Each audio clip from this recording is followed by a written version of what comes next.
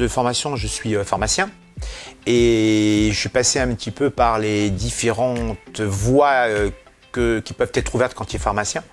Donc j'étais à la fois hospitalier, puis après je suis allé dans l'industrie pharmaceutique et ensuite j'ai créé ma propre officine. Voilà, donc le fil rouge de ces 3 périodes, ça a toujours été le même, ça a été toujours quand même la formation en partie, l'enseignement dans les écoles d'infirmières, parfois au sein de l'université. Donc j'ai toujours eu un peu un fil rouge concernant la formation. Et c'est quand même quelque part, même si j'ai découvert un peu tard, c'est quand même ma passion. Donc j'ai en fait créé ma propre entreprise après avoir arrêté l'officine, maintenant il y a 3 ans. En fait un organisme de formation et aujourd'hui je travaille avec 2 autres personnes, 2 autres formatrices qui m'aident et en fait on travaille avec pas mal d'organismes aussi en tant que prestataire d'organismes de formation, des formations qui sont basées sur la santé. Très humblement, j'avouerai que je ne connaissais pas. Je connaissais bien sûr des choses comme ça que j'avais pu voir au hasard d'un détour sur Internet, mais pas plus. Je m'étais jamais penché dessus. Et en fait, il s'est avéré qu'il y a 1 an en arrière, j'ai fait une formation pour des formateurs. Donc j'ai fait une formation de formateurs. Et une des stagiaires m'a, en fin d'après-midi où j'attaque les différentes méthodes d'animation, elle me pose la question est-ce que vous faites du serious game ? Et là, très honnêtement, je ne savais pas quoi répondre. Donc j'ai un peu détourné, je dirais, l'objection. Et la première chose que j'ai faite quand je suis rentré chez moi, je suis allé de suite sur Google, j'ai tapé Serious Game. Et ce qui a été super, c'est que je suis tombé par hasard sur Serious Factory. Et pourquoi je dis super ? Parce que j'ai tout de suite mis 2-3 questions de renseignements et ils m'ont rappelé le lendemain matin. Et là, moi, ça a été furieux. Ça a été, je veux ça de tout de suite. Pour moi, c'est une méthode innovante, c'est génial, c'est nouveau. Voilà.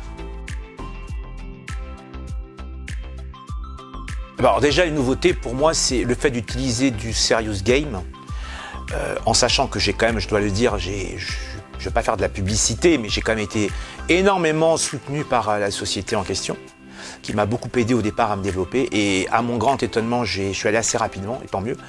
Ce que j'apporte, c'est quand même, je dirais, des techniques innovantes. Je vois quand je travaille avec des organismes, des groupements et autres, ils connaissent un petit peu ça, mais sans plus, je leur présente ce que je fais quelque part. Ça leur permet vraiment de se rendre compte qu'on est sur de la nouvelle animation, du ludique. C'est très important. Moi, le premier, ayant fait des études comme beaucoup de gens, bah oui, apprendre c'est bien, mais il faut avoir envie d'apprendre. Et pour avoir envie d'apprendre, il faut qu'il y ait un environnement un peu ludique. Ça aide à avancer et à mieux retenir. Et donc l'intérêt quelque part pour moi, dans mon ressenti de faire du serious game, c'est de mettre des gens dans une situation quasi réelle finalement, avec des avatars qui finalement on peut presque je dirais se jumeler avec ces avatars parce qu'on se retrouve là-dedans et puis du coup on est dans un système où on rentre dans une histoire et tout en apprenant on joue et ça c'est hyper important pour moi aujourd'hui pour arriver à intégrer parfois des éléments qui sont compliqués à intégrer si on devait être sur une feuille de papier et apprendre par cœur, quoi.